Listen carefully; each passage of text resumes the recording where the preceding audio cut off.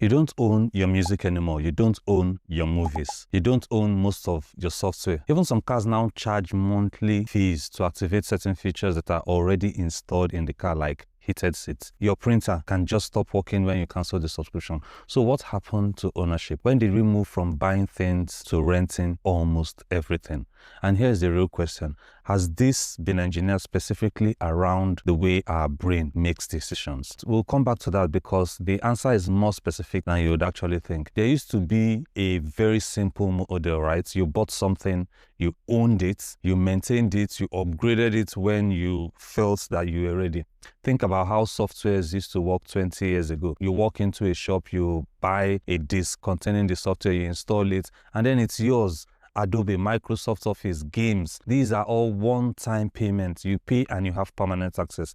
Now the model looks very, very different. You rent it monthly to get continuous access because the moment you stop paying, that software or service is gone. Access has now replaced ownership. And for many people today, this feels very, very affordable. It feels modern.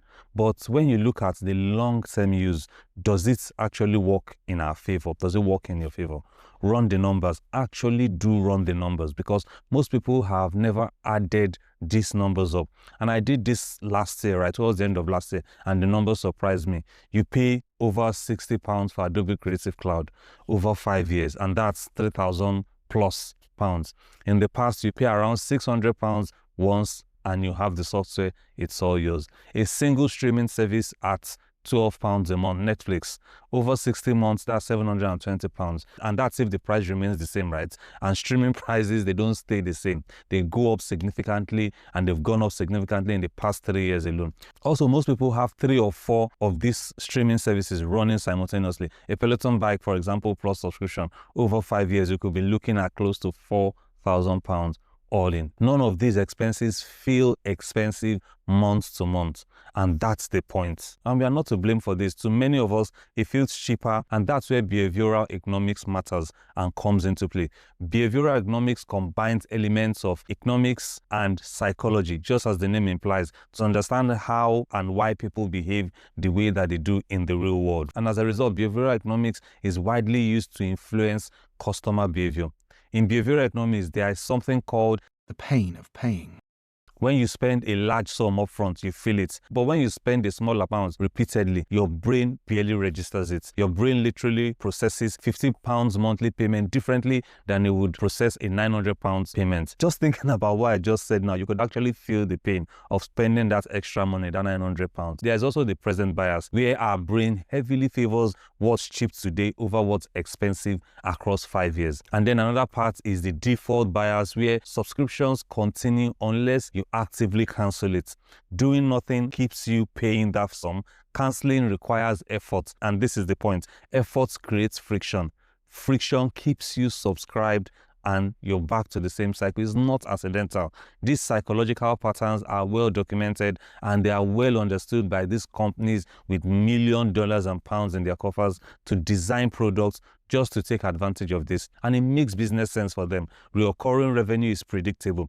That predictability means that a company can plan, invest, and even scale. And also Wall Street and investors prize companies with annual recurring revenue far higher than companies with just one-off sales because they have a higher lifetime value per customer. It's simple. There is a lower uncertainty with revenue forecasting, a subscriber base that generates income every single month, regardless of whether there is a new sale, a new product or not. So instead of earning £500 once, you can earn £20 per month for years.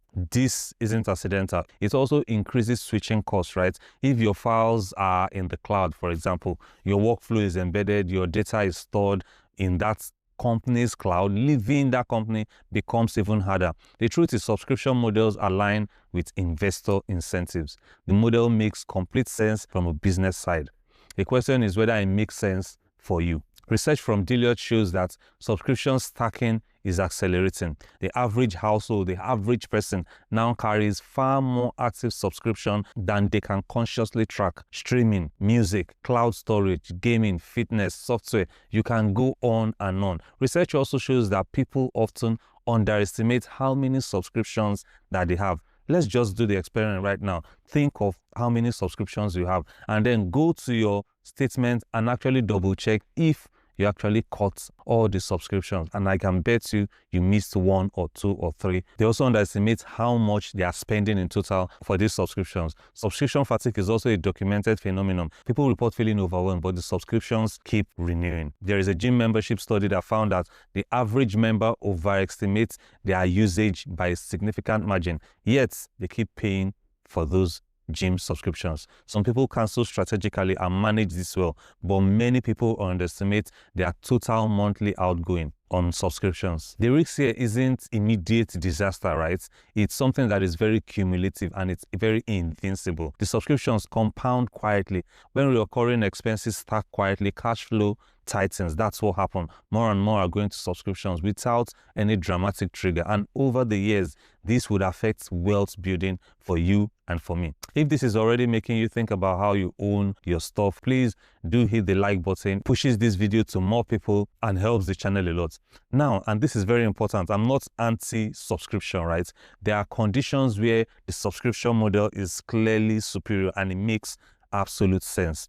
For example, in a fast-moving software environment where there is continuous updates and those update matters, where there is continuous security patches and the matter, where compatibility matters, subscription actually makes sense in these scenarios. Also in places where upfront cost is quite high, subscription lowers the barrier to entry, and where access at low monthly cost, and this access genuinely open opportunities. It also creates flexibility, and for example, if usage is seasonal or is uncertain, subscription avoids locking capital into something that you will barely use, where you would never buy outright, but you can access as at when needed. This is also very important. In business environment, converting large purchases into operating expense can improve cash flow management, right? You can also transfer risks in businesses where the vendor handles updates, security, maintenance, and all of that. And these are good uses of subscription. Subscription are superior in these situations. The problem is not subscription.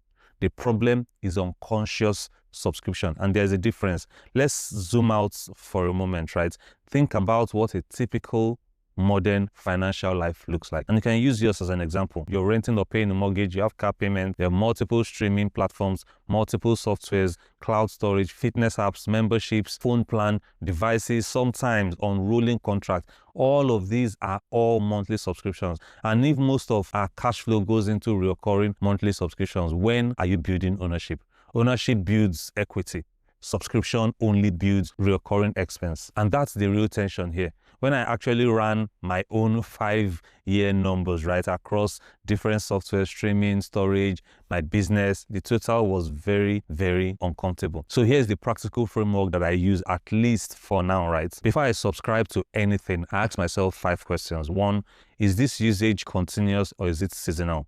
2, what is the 5-year total cost of this? Not just the monthly price. 3, is this a category where innovation is so rapid that ownership becomes obsolete very quickly? Question 4 is ownership actually a viable alternative? Question 5, what is the friction to cancel, and how does that affect my decision, right? If you apply these questions to your current subscriptions, some will pass, some won't, but you will be thinking in the right direction. Many people, including myself, have shifted to finding one-time purchase alternatives since I became aware of this. There are software marketplaces that let you buy tools and softwares outright rather than subscribe on a monthly basis. I look for these softwares on a platform that's called AppSumo. It is not sponsored, but it's just what I use and it's been really helpful. I've seen some great deals there. The reasoning is simple. If I can pay once for something and it works very fine, why should I do a monthly subscription? That's it. Very simple. The truth is the subscription economy isn't the problem. In fact, I think it's here to stay. It is uncalculated subscriptions that are the problem. The companies that are building on this model understand the economics extremely well. The question is whether you understand the economics too. If this breakdown has shifted how you think about your subscription to something better, please drop a like. I drop finance videos like this every single week. Please do also subscribe if you want more of this. I'll see you in the next one.